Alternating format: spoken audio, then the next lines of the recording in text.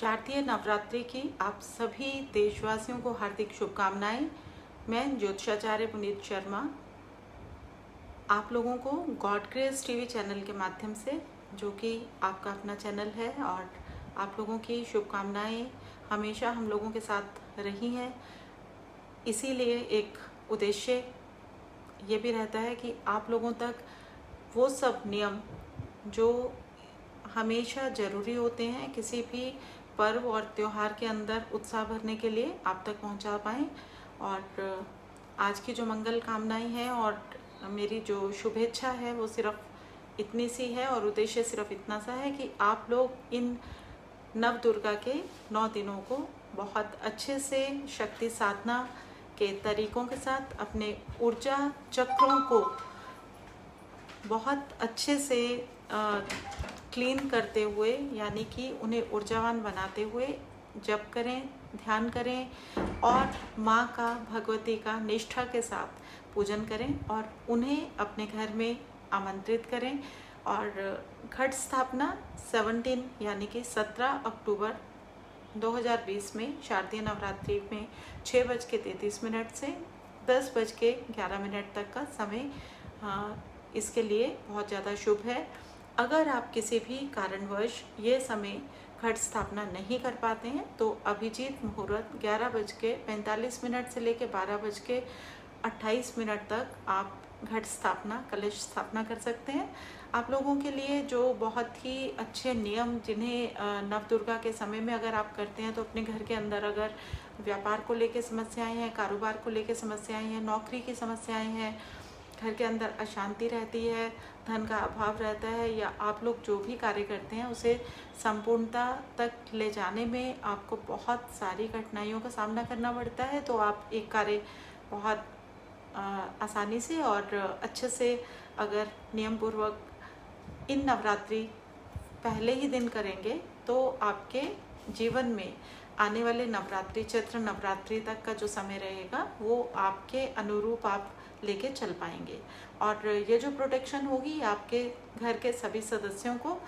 पूर्णतया आशीर्वाद देगी और उनके जीवन में अपने आप से ही सफलताएं संग चलने शुरू हो जाएंगी। तो क्योंकि जब भी नवरात्रि शुरू होती है तो ये शक्ति साधना का पहला दिन जो होता है बहुत ही महत्वपूर्ण है, क्योंकि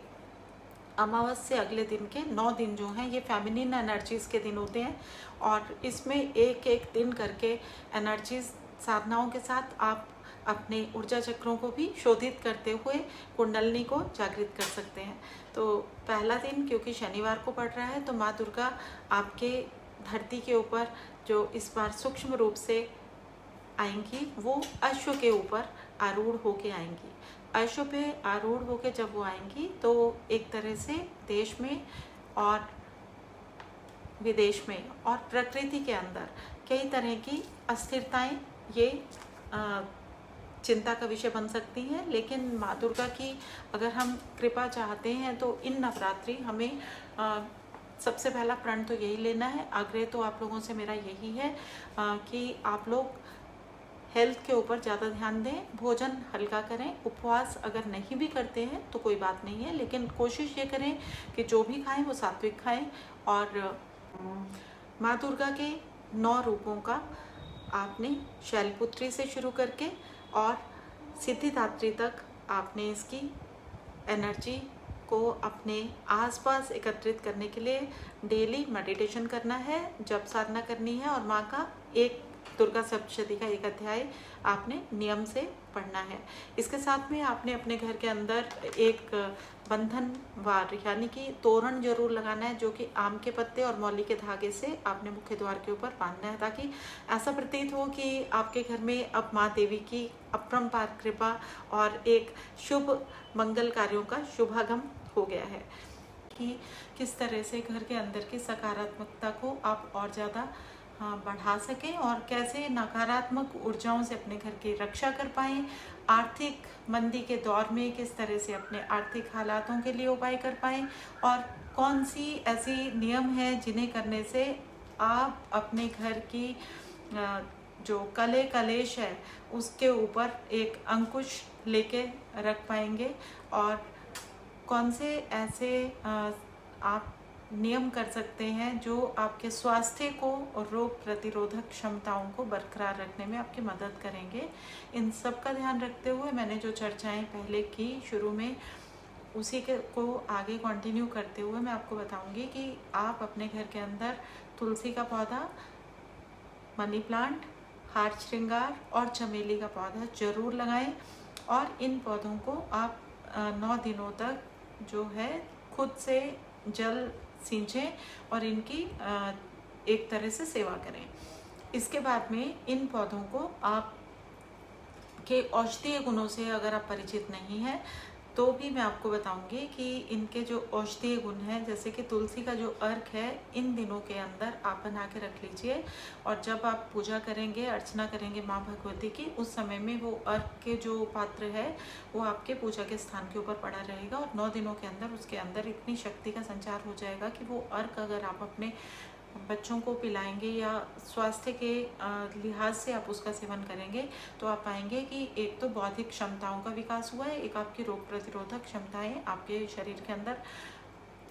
अपने आप से नेचुरल तरीके से ऑटोमेटिक बनना शुरू हो गई है और आप जो है कोरोना जैसे महामारी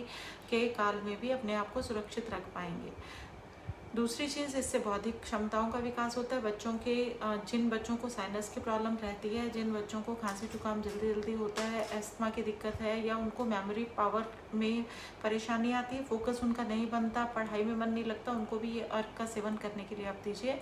इससे आप उनमें एक बहुत ही महत्वपूर्ण एक बदलाव महसूस करेंगे और देखेंगे। इसके अलावा जो हार श्रृंगार है उसके पत्तों में भी औषधीय गुण होते हैं जो कि आपके शरीर के अंदर साइटिका, अर्थराइटिस और स्किन जैसे रोगों के लिए, और किसी का अगर ब्लैडर वीक है, जिसको यूरिनेशन की प्रॉब्लम रहती है, फ्रीक्वेंट यूरिनेशन की प्रॉब्लम रहती है, उन लोगों के लिए हार श्रृंगार के पत्ते जो हैं ये भी आप इनके कुछ पत्ते बॉईल कर लें। बॉईल करने के बाद में जैसे आपने अगर 2 बॉटल पानी को बॉईल किया तो कम से कम 1.5 बॉटल पानी जब रह जाता है तो उसको छान लें। छान के 250 ग्राम पत्तों का आपने ये वाटर थेरेपी के लिए इसको तैयार करना है और इस औषधीय जो वाटर है इसको भी आपने जल को अपने पूजा के स्थान पे रखना है और नवदुर्गा के कवच के साथ में इसमें एक पावर आ जाएगी और इसका जल जब आप सेवन करेंगे सुबह शाम इसे आप पी सकते हैं और इसे पीने से भी आपकी जो मैंने आपको डिसीजेज अभी बताए हैं उनमें आपको लाभ मिलेगा। इसके अलावा मनी प्लांट जो है, घर के अंदर अगर मनी प्लांट लगता है तो शुक्र ग्रह की एनर्जीज को ये मजबूत करता है और आपके घर के अंदर जो मंगलकारी हैं, जो घर के फीमेल हैं, उनके लिए हार्मोनल इश्यूज हैं, उनको भी काफ़ी हद तक ये क्योर करने में हेल्प करता है। इसकी एनर्जीज ही घर के अंदर होना और इसके थ्रू जब एयर